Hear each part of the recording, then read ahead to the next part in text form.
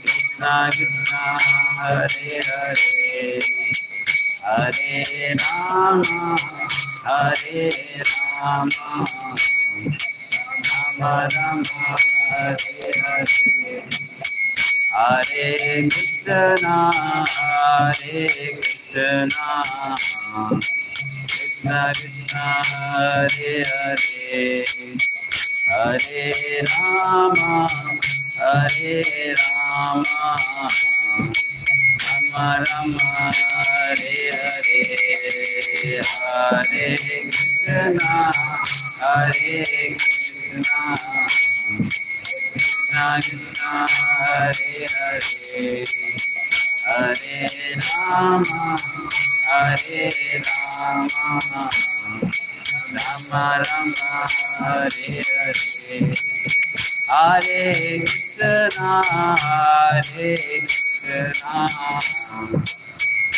Krishna Hare Hare Hare Rama Rama Rama Hare Hare Hare Krishna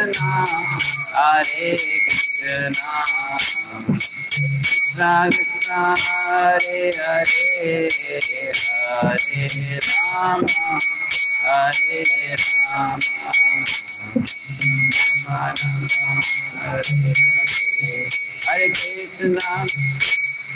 Krishna Krishna Krishna Hare Hare Hare Rama Rama Rama Hare Hare Hare Krishna Krishna Krishna Hare Hare Hare Rama Rama Rama Hare Krishna Krishna Krishna Hare Hare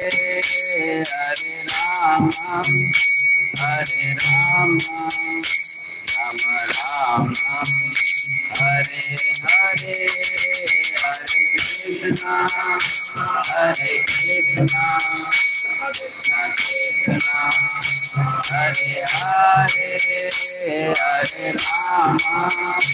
Hare Rama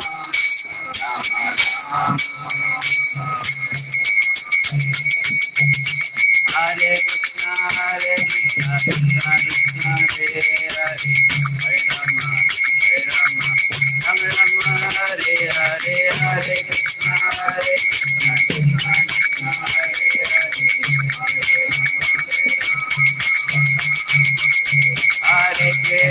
Hare Krishna Krishna Krishna Hare Hare Hare Rama Rama Rama Hare Hare Hare Krishna Krishna Krishna Hare Hare Hare Krishna Krishna Hare Hare Hare Rama Rama Hare Hare Hare Krishna Hare Hare Hare Rama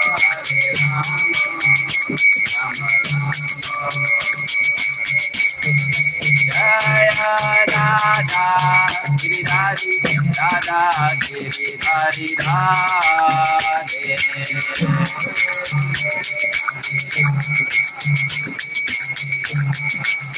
Jaya Jagannatha Jagannatha Baladeva Jaya Subhadra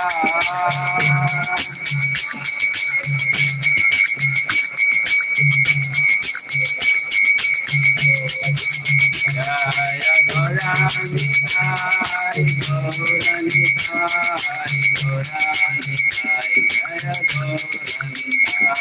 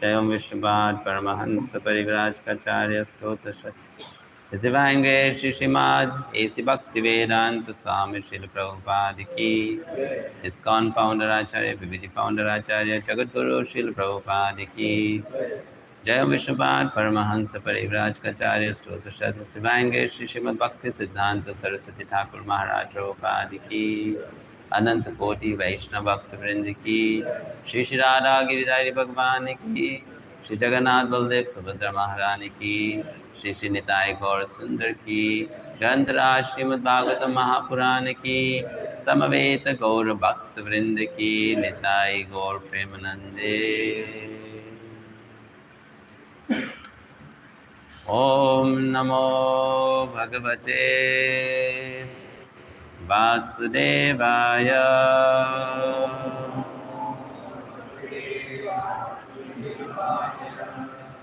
Om Namo Bhagavate Vasudevaya.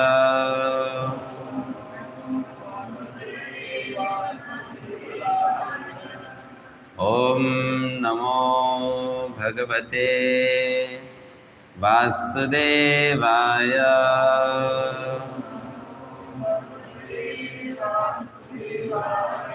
Narayanam Namaskritya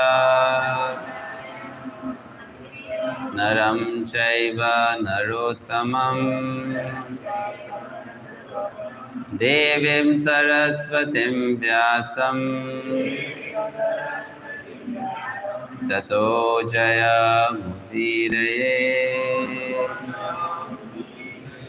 Nashtaprayeshu Bhadreshu Nityam Bhagavata Sevaya Bhagavati Uttama Shloke Bhaktir Bhavati Naishtiki. ग्रंथार्थ Shrimad Bhagavatam स्कंद 3 अध्याय 31 जीवों की गतियों के विषय में भगवान कपिल के उपदेश। श्लोक संख्या 44।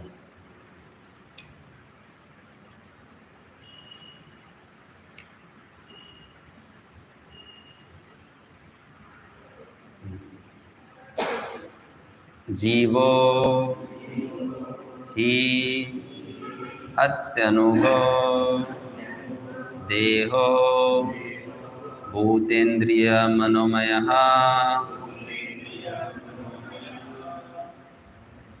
तन्निरोधस्य मरणम् आविर्भावः तो संभवः। जीवो हि अस्यानुगो देहो जीवो हि अस्यानुगो देहो भूतेन्द्रिय मनोमयः भूतेन्द्रिय मनोमयः तन्निरोधस्य मरणम्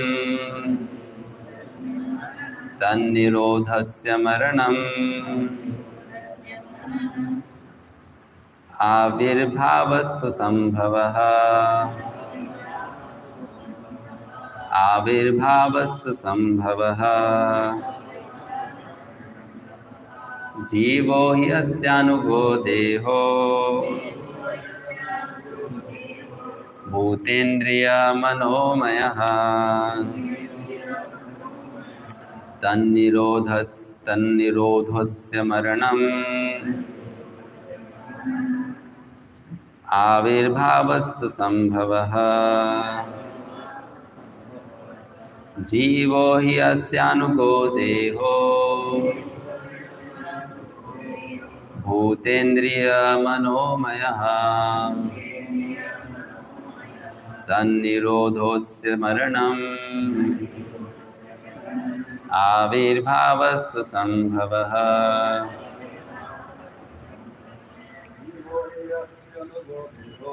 जीवो हि अस्यानुगो देहो भूतेन्द्रियमनोमयः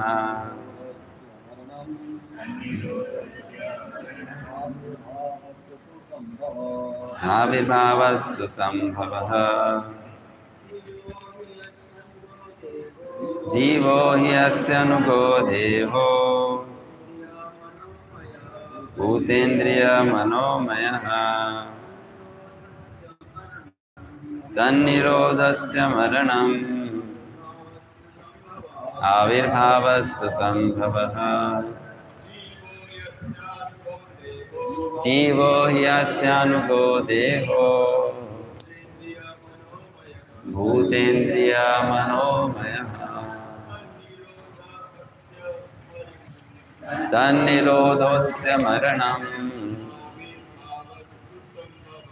आविर्भावस्तु संभवः जीवो हि अस्यानुगो देहो भूतेन्द्रियमनोमयः तन्निरोधस्य मरणम् आविर्भावस्तु संभवः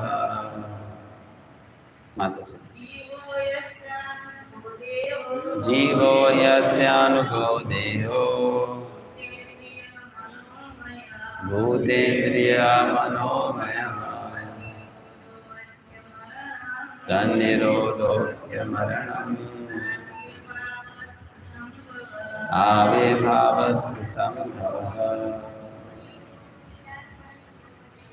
जीवो यस्यानुगो देहो भूतेन्द्रियमनोमयः तन्निरोधस्य मरणम् आविर्भावस्तु संभवः जीवो यस्यानुगो देहो भूतेन्द्रियमनोमयः तन्निरोधस्य मरणम् आविर्भावस्तु संभवः। शब्दार्थ, अनुवाद और तात्पर्य। कृष्ण कृपा श्रीमूर्ति अभय चरणारविंद भक्ति वेदांत स्वामी प्रभुपाद के द्वारा श्रील प्रभुपाद की। जीवः जीव ही निस्संदेह अस्य उसका अनुगः उपयुक्त देह शरीर भूत स्थूल तत्व इंद्रिया इंद्रियां मनः मन मयः से निर्मित तत् शरीर का निरोधः विनाश अस्य जीव का मरणम मृत्यु आविर्भावः प्राकट्य तु सब संभवः जन्म। इस प्रकार सकाम कर्मों के अनुसार जीवात्मा को मन तथा इंद्रियों से युक्त उपयुक्त शरीर प्राप्त होता है। जब किसी कर्म का फल चुक जाता है तो इस अंत को मृत्यु कहते हैं, और जब कोई फल प्रारंभ होता है तो शुभ आरंभ को जन्म कहते हैं। अनुवाद दोहराइए। इस प्रकार सकाम कर्मों के अनुसार जीवात्मा को मन तथा इंद्रियों से युक्त उपयुक्त शरीर प्राप्त होता है। जब किसी कर्म का फल चुक जाता है तो इस अंत को मृत्यु कहते हैं, और जब कोई फल प्रारंभ होता है तो उस शुभ आरंभ को जन्म कहते हैं। तात्पर्य: अनंत काल से जीव विविध योनियों में तथा लोकों में निरंतर घूमता रहा है। भगवत गीता में इस प्रकार की व्याख्या हुई है: भ्राम्यन्न सर्वभूतानि यंत्रारूढ़ानि मायया। माया के वश में होकर प्रत्येक व्यक्ति माया द्वारा प्रदत्त शरीर के रथ पर चढ़कर ब्रह्मांड भर में घूमता रहता है। भौतिकतावादी जीवन में कर्म तथा फल की श्रृंखला रहती है। यह कर्म तथा फल की एक लंबी रील है और एक जीवन अवधि एक दमक के तुल्य है। जब बच्चा जन्म लेता है तो समझना चाहिए कि उसका शरीर सर्वथा नवीन कार्यकलापों का शुभारंभ है, और जब वृद्ध पुरुष मरता है तो समझना चाहिए कि कर्म फल का अंत हो गया है। हम देखते हैं कि विभिन्न कर्म फलों के कारण कोई संपन्न परिवार में जन्म लेता है तो कोई निर्धन परिवार में।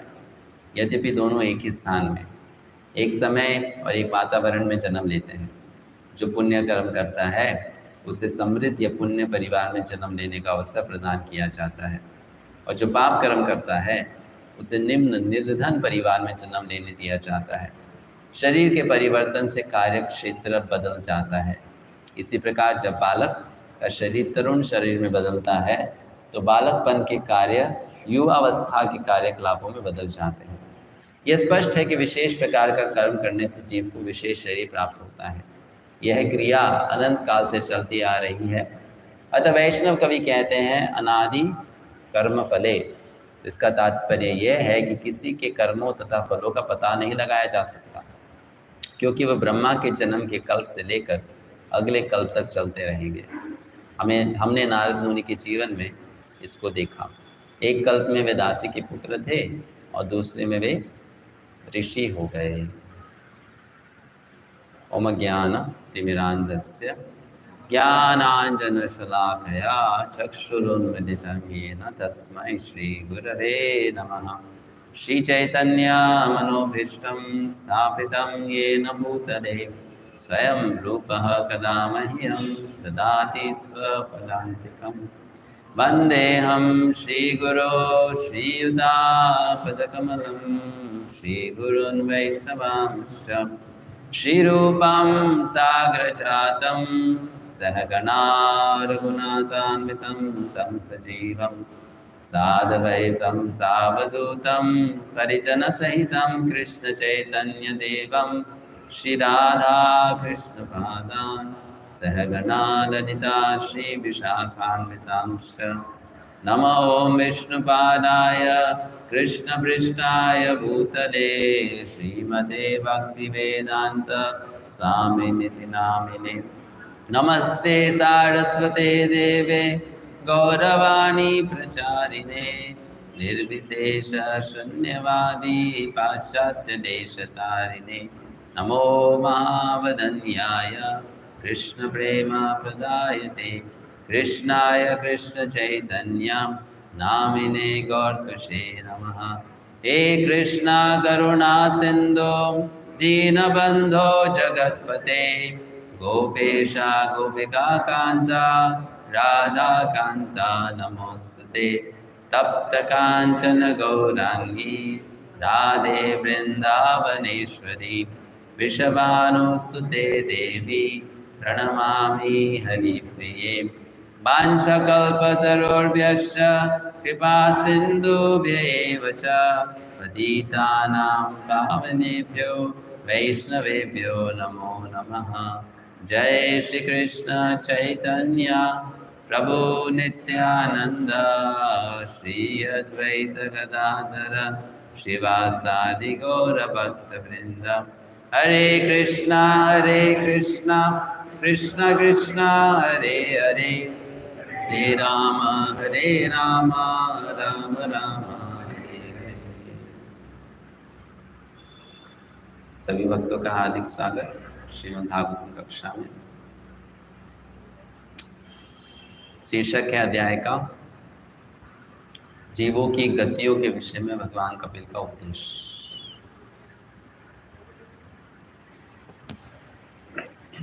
इस एक अध्याय में 48 श्लोक है। कितने श्लोक हैं? 48 श्लोक। 48 श्लोकों का अगर हम पाठ करेंगे कितने टाइम में हो जाएगा? 10 मिनट, 15 मिनट? केवल संस्कृत का पाठ करेंगे हो जाएगा ना? इन 15 मिनट के पाठ में भगवान कपिल ने एक व्यक्ति का पूरा जीवन बता दिया, जन्म से लेकर मृत्यु तक।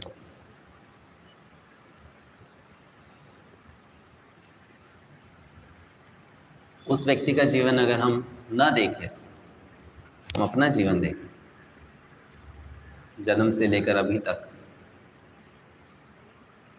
उसकी बारीकियों में ना जाएं, केवल ऊपर ऊपर से देखें, है ना? तो एक बात का अनुभव होगा हमें, या एहसास होगा क्या, कि हमने इतना संघर्ष किया इस जीवन में, लेकिन अंत में मेरे हाथ में रहा क्या? नहीं ना। भगवान कपिल देव यहाँ पर इस ज्ञान के द्वारा जो श्रोता है, जो पाठक है, जो भक्त है, श्री राधा गिरिधारी भगवान की, जगन्नाथ बलदेव सुभद्रा महारानी की, निताई गौर सुंदर की, प्रभुपाद की, उनके हृदय में एक जागरूकता लाना चाहते हैं। क्या जागरूकता? कि आप जीवन भर जो करते रहे हो, वो करने से आपको लाभ क्या मिला, है ना? ये ज्ञान है जो हमें भौतिक जीवन से निरासक्त बनाता है। चैतन्य चरितामृत में वर्णन आता है कि 84 लाख योनियों में असंख्य जीव है, अनंत जीव गण, असंख्य। वो असंख्य को 2 भागों में बांटा जा सकता है, स्थावर और जंगम। स्थावर मतलब जो रुका हुआ है एक स्थान, पेड़ पौधे। जंगम मतलब जो चल फिर सकता है, उड़ सकता है, पक्षी, मछली, पशु, कीड़ा मकोड़ा, है ना? तो जो जंगम है, जो चल फिर सकता है, उसमें एक बहुत ही छोटी सी श्रेणी आती है जिसको मनुष्य कहते हैं। अब उन मनुष्यों में भी 2 विभाजन हैं। एक विभाजन है जो वेद को नहीं मानता, उसको असभ्य कहा गया है। असभ्य, वेद न मानने वाला। उसमें सब आ गए, ईसाई धर्म, मुसलमान धर्म, बौद्ध धर्म, जैन धर्म, सारे जो वेद से जुड़े ना हो, वेद को ना मानते हो, उनको असभ्य कहा गया है। क्या कहा गया है? असभ्य। वैसे देखा जाए स्कूल में तो हमें सभ्यता की एक अलग परिभाषा दी जाती थी। आपके पास में घर हो, आपने कपड़े पहन रखे हो, आपको अंग्रेजी बोलनी आती हो, तो आप सभ्य हो, है ना? ये सिखाया जाता था, ये सभ्यता है। लेकिन शास्त्र के अनुसार जो वेद को नहीं स्वीकारता वो असभ्य है। तो आज के समय में मोस्टली लोग असभ्य हुए। अगर आप पूरे विश्व की आबादी देखते हो तो मनुष्य में भी मोस्टली सब असभ्य ही हुए इस परिभाषा के अनुसार, है ना। फिर वेद को मानने वाला सभ्य हो गया। अब वेद को मानने वाले में भी दो श्रेणी हैं। जो वेद को ऊपर ऊपर से मानता है, गर्व से कहो हम हिंदू हैं,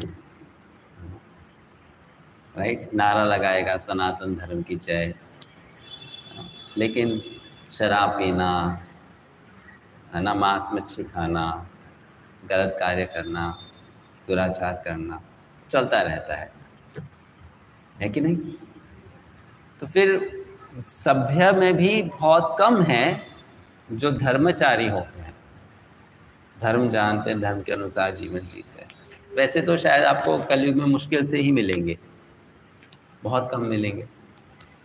अब उनमें असंख्य वैसे में से एक होता है जो कर्मनिष्ठ होता है, जिसकी भावना क्या होती है कि मुझे मेहनत करके सच्चाई के जीवन जीते हुए, कर्तव्य निभाते हुए सुख प्राप्ति करनी। स्कूल जाऊंगा, कॉलेज जाऊंगा, पढ़ाई करूंगा, पैसे कमाऊंगा, नाम कमाऊंगा, समाज में एक अच्छा स्थान होगा, है कि नहीं। और लेकिन ये केवल इतना ही नहीं है, बिल्कुल शास्त्रों के अनुसार तो वो है कर्म के प्रवृत्त व्यक्ति, कर्म के प्रवृत्त व्यक्ति। और वैसे असंख्य कर्म के प्रवृत्त व्यक्तियों के बीच में एक व्यक्ति होगा जिसको ज्ञानी कहा गया है। और वो ज्ञान आता कैसे है? इस प्रकार का अध्याय पढ़ने से आता है, या अपने ही जीवन को देख के आता है। कितना लंबा जीवन, ये तो एक जीवन, ऐसे हमने अनेक जीवन जिए होंगे। तो क्या हम सभी जीवन में ये गधा मजदूरी ही करते रहेंगे क्या? है कि नहीं। तो वो ज्ञान को बताने के लिए यहाँ पर भगवान कपिल ने इस अध्याय को सुनाया। जब ये ज्ञान आप सुन लेते हो, हम थोड़ा सा एक एक श्लोक देखेंगे, ये ज्ञान आप जब सुन लेते हो कि भाई जन्म हुआ तब भी रो रहे थे, बड़े हुए तब भी रोते रहे, शादी हो गई तब भी रो रहे हैं, बच्चे हो गए तब भी रो ही रहे हैं, फिर मरते समय भी रोना ही पड़ेगा। अगर ये बात व्यक्ति को एहसास होने लग जाए तो वो किस किस दिशा में आगे बढ़ने की सोचेगा, क्या क्या रास्ते खुलते हैं उसके लिए, क्या क्या रास्ते खुलते हैं। या तो मुक्ति की ओर जाना है मुझे, ये सब बेकार छोड़ो, संसार से छोड़ो, मुक्ति चाहिए मुझे, है ना, ये एक रास्ता निकलता है। दूसरा, उसने अगर भागवतम सुन ली, भक्तों के संग में आ गया और ये सुन लिया, भक्ति करने से आप जीवन मृत्यु के चक्र से बच जाओगे, तो वैधि साधन भक्ति में लग जाएगा, है ना। इस प्रकार का ज्ञान प्राप्त करने से अगर भक्ति करने का मन करता है तो इसको वैधि साधन भक्ति कहते हैं। इस प्रकार का ज्ञान प्राप्त करने से क्या, संसार बेकार है, जीवन मृत्यु नहीं, दोबारा नहीं जन्म लेना, डर के मारे परेशान होकर जब व्यक्ति भक्ति करता है उसको वैधि साधन भक्ति कहते हैं, विधियों को अपनाना। तो यहाँ पर हम एक एक श्लोक थोड़ा सा देखते हैं, पूरी आपको जो बात यहाँ पर कपिल भगवान बता रहे हैं उसको बताएंगे, फिर उसे एक कुछ शिक्षा लेते हैं। शुरुआत होती है इस अध्याय की इस प्रकार से कि भगवान कपिल एक जीव जब माँ के गर्भ में प्रवेश करता है तो कैसे धीरे धीरे उसका शरीर बनता है उसको बताते हैं, ठीक है। इस जीव ने जब इच्छाएं की होंगी, अरे मेरे जीवन में तो पहले की बात, कोई भी पिछला जन्म होगा उसका, उसकी इच्छाओं के अनुसार ही तो ये जीवन का अवसर मिला ना उसको, राइट। तो बड़ा एक्साइटेड होगा जैसे हम कुछ भी नया शुरू करना की कोशिश करते हैं, बड़े एक्साइटेड होते हैं।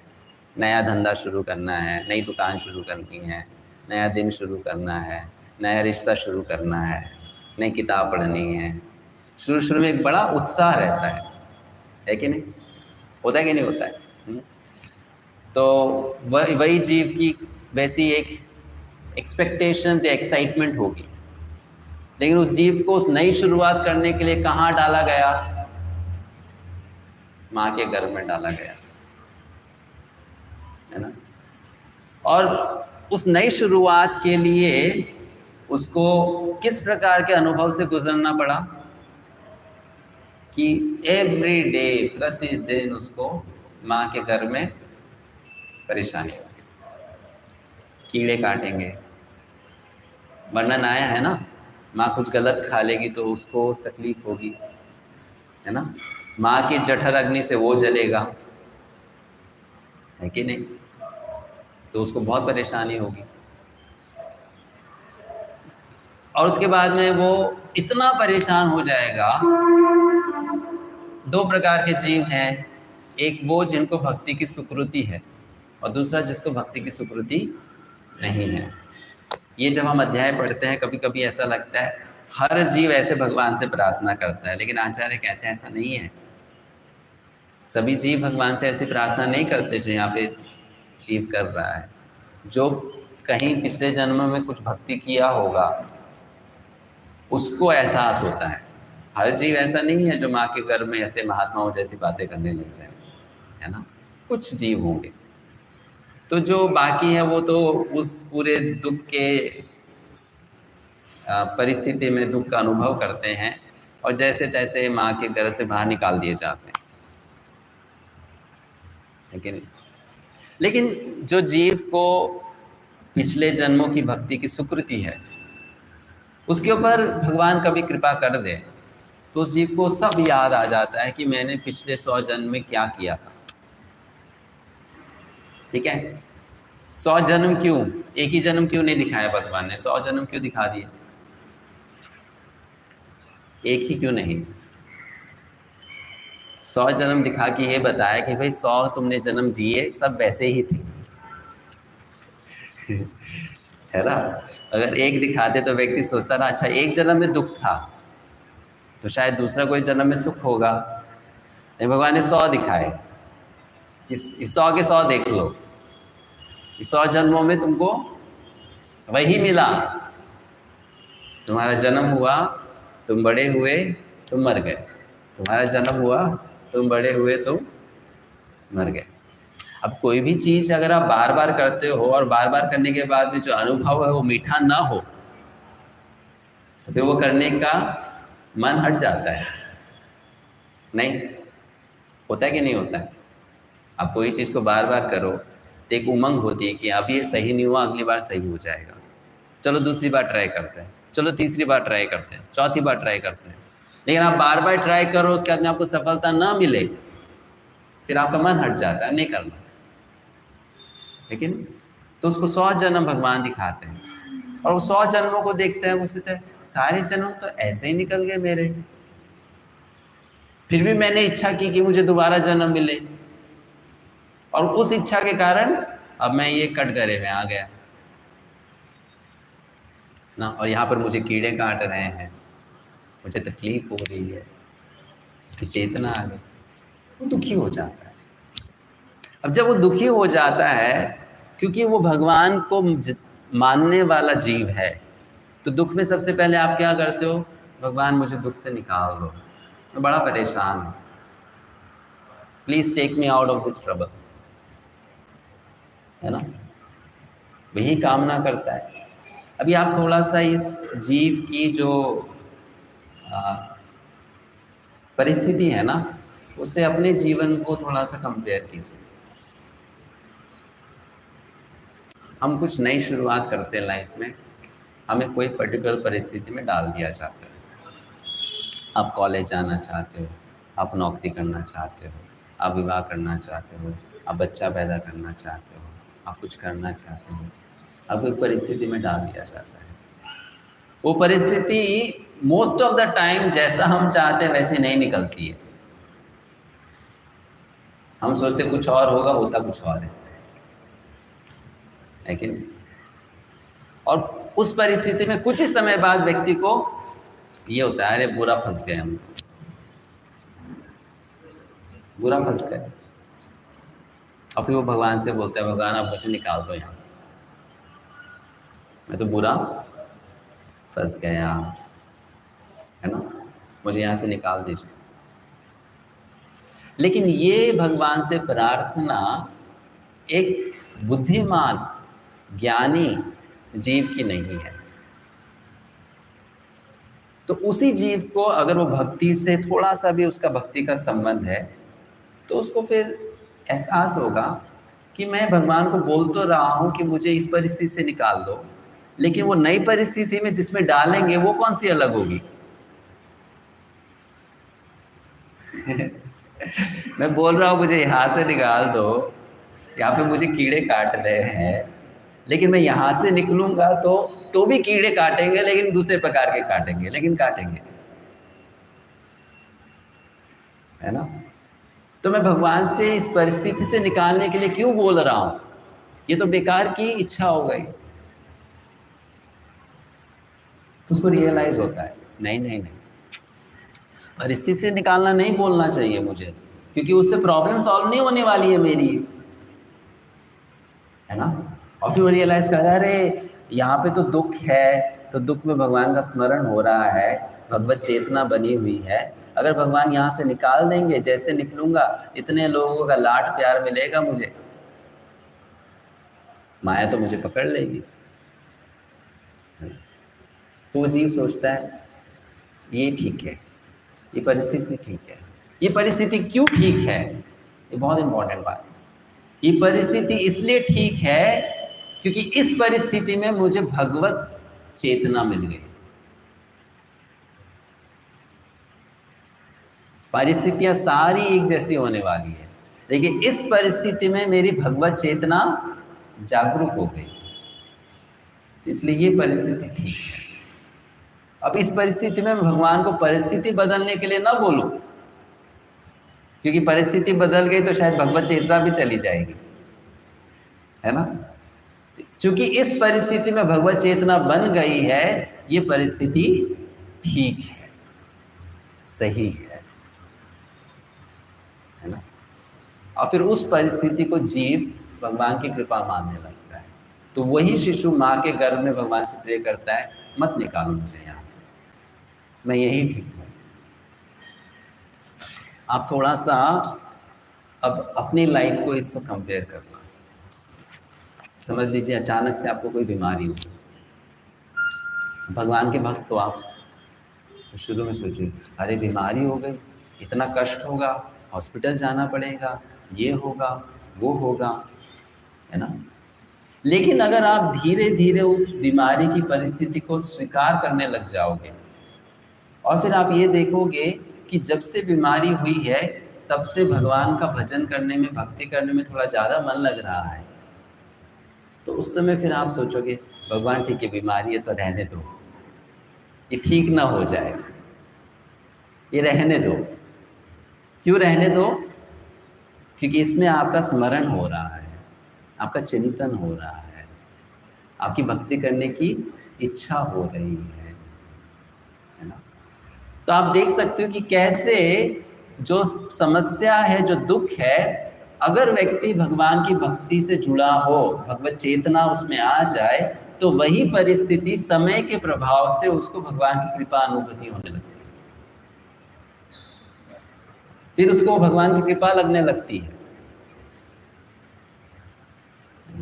वो एक्सेप्ट कर लेता है कि आप मुझे यहाँ से मत निकालिए, ये रहने दीजिए, और उसकी चेतना का स्तर उठ जाता है। अब वो भगवत चिंतन करना शुरू कर देता है उसी परिस्थिति में। तो ये जो इस बच्चे के साथ हो रहा है माँ के गर्भ में, बिल्कुल ऐसा ही हमारे जीवन में बार बार होता है, बार बार होता है। जीवन हमको वैसी परिस्थिति में डालता है, कीड़े काटेंगे, आग लगेगी, है ना, उथल पुथल होगा कि नहीं होगा? होता है ना। और हम फर्स्ट रिएक्शन होता है कृष्ण निकाल दो इस परिस्थिति से, कृष्ण इस परिस्थिति से बाहर निकाल दो, है ना। लेकिन अगर आप उसको इस दिशा में सोचेंगे जैसे ये जीव सोच रहा है, तो आप सोचेंगे नहीं नहीं कृष्ण रहने दो इस परिस्थिति को। क्यों? क्योंकि ये परिस्थिति से मेरा आपका चिंतन बढ़ गया, आपके प्रति मेरी आसक्ति हो गई, मन और लग गया, है ना। तो फिर उसमें प्रार्थना करने लगता है कि भगवान अब मुझे आप अपने सेवा करने का अवसर दो। तो ये बहुत सुंदर शिक्षा है जो भगवान कपिल हमें इस जीव के अनुभव के द्वारा सिखा रहे हैं, और एक भक्त को उससे अपना जीवन कंपेयर करते हुए सीखना चाहिए, है ना? कि हम कैसे प्रगति करेंगे अपने भक्तिमय जीवन में। राइट। श्रील विश्वनाथ योगी ठाकुर ने ग्रंथ लिखा है जिसका नाम है माधुर्य कदम्बनी। माधुर्य कदम्बनी में वो बहुत ही वैज्ञानिक रूप से समझाते हैं कि कैसे एक भक्त साधक श्रद्धा के स्तर से प्रेम तक उठता है ना। अभी इतने सारे शिशु हैं जो माँ के गर्भ में होते हैं, इस शिशु को ही ऐसा क्यों अनुभव हुआ, इसको ही ऐसी अनुभूति क्यों हुई, इसी के मन में ऐसी प्रार्थना क्यों आई? क्योंकि ये भाग्यशाली शिशु है ना। चैतन्य चरितामृत में कहा गया है, ए रूपे ब्रह्मांड भ्रमिते कौन भाग्यवान जीव, गुरु कृष्ण प्रसाद पाए भक्ति लता बीच। तो ऐसे बहुत सारे असंख्य जीव हैं जो घूम रहे हैं, हम भी उनमें से हैं, लेकिन उनमें से कुछ हुए जिनको कृष्ण गुरु कृपा मिल गई। वो कृपा क्या है, वो बीज क्या है, उसको आचार्य कहते हैं कृष्ण सेवा वासना। क्या कहते हैं उसको? कृष्ण सेवा वासना। ये जो भक्ति का बीज है ना, ये क्या है? कृष्ण सेवा वासना, कृष्ण की सेवा करने की वासना। वैसे जीवों में वासना कौन सी होती है? भोग वासना या काम वासना होती है, सेवा वासना नहीं होती, है ना। लेकिन जैसे भक्ति शक्ति का हृदय में प्रवेश होता है तो वो लोहे जैसा हृदय भोग कर करके इंद्रिय तृप्ति कर करके हृदय लोहे जैसा बन जाता है। और जैसे भक्ति शक्ति का प्रवेश होता है तो काम वासना धीरे धीरे सेवा वासना में बदलने लगती है, सेवा वासना। और वो सेवा वासना से क्या होता है, वो लोहे का हृदय धीरे धीरे सोने का हृदय बनने लगता है, सोने वाला हृदय बनने लगता है। तो वो कहते हैं कि ये जब अनुभव होता है किसी जीव को अपने जीवन में कि मुझे वैष्णव की कृष्ण की कृपा मिलने के कारण, अहेतु की कृपा मिलने के कारण मेरे हृदय में ये इच्छा जागृत हो गई कि मैं कृष्ण की सेवा करूं। तो जिस परिस्थिति में, चाहे आप लंगड़े हो, चाहे आप अंधे हो, चाहे आप निर्धन हो, चाहे आप कुछ भी हो, जिस परिस्थिति में वो वासना हृदय में आ जाए, उस व्यक्ति को वो सबसे भाग्यशाली अपना मोमेंट समझना चाहिए।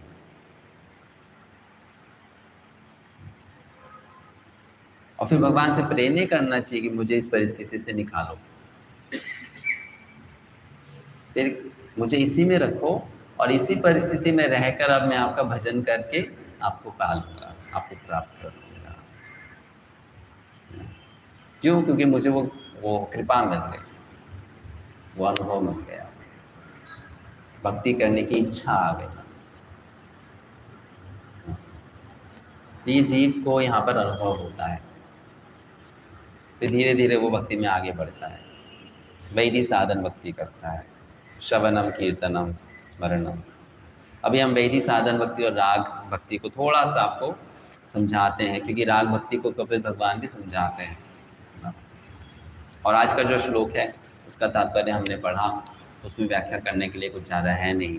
प्रभुपाद जी बोलते हैं कि जब कर्म फल खत्म हो जाते हैं तो वो मृत्यु है, जब नए कर्म फलों की शुरुआत होती है तो वो जन्म है ना। ये श्रृंखला चलती रहती है। अभी आपको कुछ बताते जिससे वैधि और राग के बारे में थोड़ा सा आपको पता चलेगा। इसका आगे भविष्य भी आएगा। अब यहाँ पे जो ज्ञान दिया जा रहा है ये वैधि साधन भक्ति को प्रेरित करने के लिए दिया जा रहा है। यहाँ पे जो ज्ञान है ना, कि बहुत कष्ट है जीवन में, देखो कितना कष्ट हमने भुगता है भगवान के भक्ति का। एक उदाहरण देते हैं आपको, समझ लीजिए कि प्रभुपाद जी प्रवचन दे रहे हैं, एक काल्पनिक उदाहरण, प्रभुपाद जी प्रवचन दे रहे हैं। प्रभुपाद जी भागवतम पे कोई श्लोक पे प्रवचन दे रहे हैं और प्रभुपाद जी कहते हैं कि अगर आपको जन्म मृत्यु के बंधन से मुक्त होना है,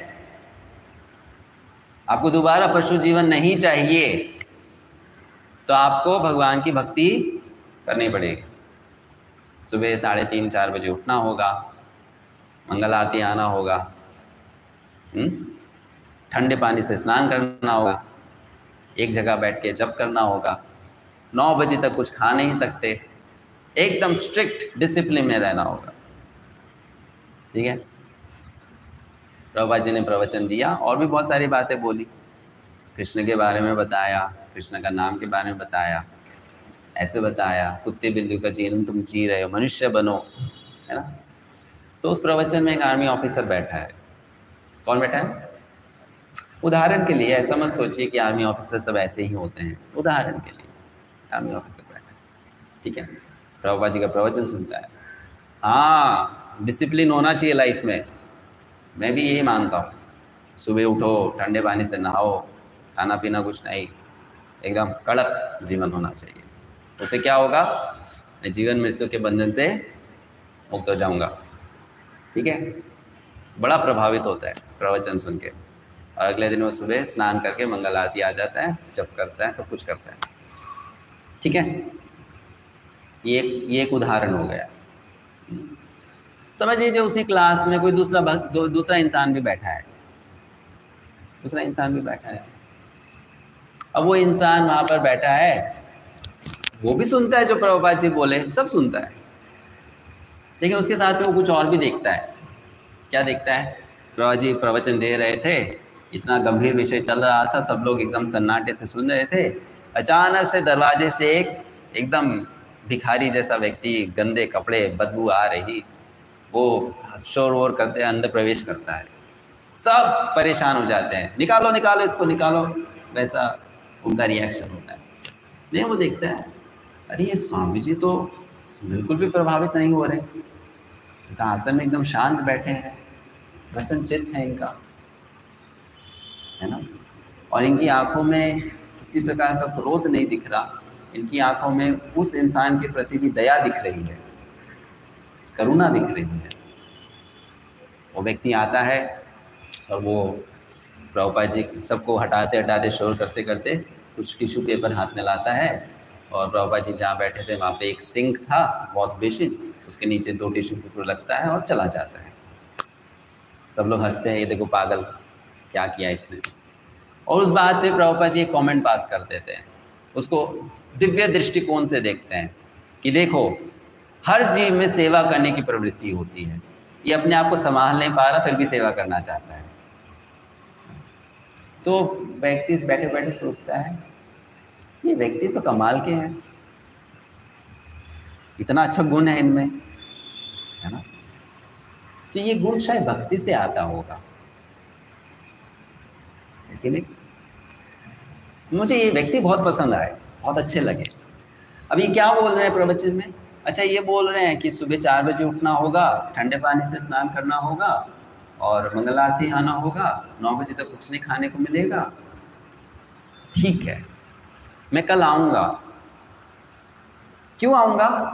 मुझे ये व्यक्ति बहुत अच्छे लगे, इनको खुश करने के लिए आऊँगा, है ना। ये मुझे कुछ गाइडेंस दे रहे हैं, गाइडलाइंस दे रहे हैं, इनको खुश करने के लिए मैं आऊँगा, क्योंकि इनमें बहुत सुंदर गुण है ना। वो गुणों के प्रति आकर्षण है, उनको प्रसन्न करने की भावना है, और वो भी सुबह आता है, वो भी मंगल आरती में स्नान करके ठंडे पानी से आएगा, भगवान का दर्शन करेगा, 9 बजे तक कुछ नहीं खाएगा। दोनों भक्तों ने प्रभुपाद जी का प्रवचन सुना और वही किया जो प्रभुपाद जी बोल रहे थे, सुबह उठो सब कुछ कियो। लेकिन एक का करने का कारण क्या था? क्या कारण था? जन्म मृत्यु के बंधन से मुक्ति मिल जाएगी, राइट। दूसरे का कारण क्या था? ये बहुत महान भक्त, अच्छे भक्त लगते हैं, इनको मुझे खुश करना है। क्या करना है? प्रसन्न करना है। विश्वनाथ चक्रवर्ती ठाकुर कहते हैं जब ये नियमों के प्रति आकर्षण होता है, एक कड़कता होती है, तो उसको वैदिक भक्ति कहते हैं। और जब एक मन में लालच होता है, लोभ होता है कि मुझे भगवान की शुद्ध भक्त को प्रसन्न करना है, मुझे भगवान को प्रसन्न करना है, तो उसको राग भक्ति कहते हैं।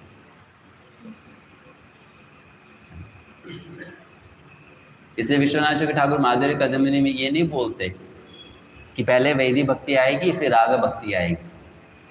वो बोलते हैं वैदिक और राग दोनों एक ही टाइम पे आती है अगर आप इस संप्रदाय से जुड़े हो। जैसे कि एक पत्ते के दो भाग एक ही साथ आते हैं, है कि नहीं? जब तुलसी का पत्ता अगर ये छोटे से बड़ा हुआ तो ऐसा थोड़ी ना कि ऊपर वाला भाग पहले आया नीचे वाला नहीं आया। ऊपर वाला भी आया नीचे वाला साथ में आया, है ना। तो वो कहते हैं जैसे एक पत्ते के दो भाग होते हैं, वैसे ही जब हम इस संप्रदाय से भक्ति करना सीखते हैं तो हमारे जीवन में राग भक्ति और वैदिक भक्ति साथ में आती है। अब आपके स्वभाव पे डिपेंड करता है कि आप किसको ज़्यादा अनुभव करते हो या किसको ज़्यादा बल देते हो।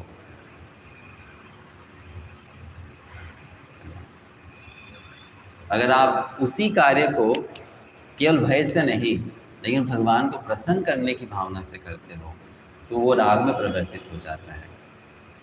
और उसी कार्य को जैसे यहाँ पे कपिल भगवान सुना रहे हैं, जन्म मृत्यु का बंधन है, उससे मुक्ति चाहिए, इतना दुख है, इतना कष्ट है, इससे निकलना है, हम तो परेशान हो गए। अगर आप ऐसा करते हो तो उसको वैदिक भक्ति कहते हैं। यहाँ पर वैदिक भक्ति का शिक्षा दिया जा रहा है इन श्लोकों के द्वारा कि आप इस प्रकार इस ज्ञान को प्राप्त करके वैदिक भक्ति कीजिए। वैदिक भक्ति भी ज़रूरी है, नो डाउट अबाउट, है ना, लेकिन उससे श्रेष्ठ फिर राग हो जाता है जिसमें हृदय की कोमलता आ जाती है। वैदिक में हृदय कड़क रहता है, कड़क रहता है, लेकिन राग में हृदय कोमल हो जाता है। तो यहाँ पर समाप्त करेंगे। हरे कृष्णा। ग्रंथराज श्रीमद् भागवतम की, जगतगुरु श्रील प्रभुपाद की।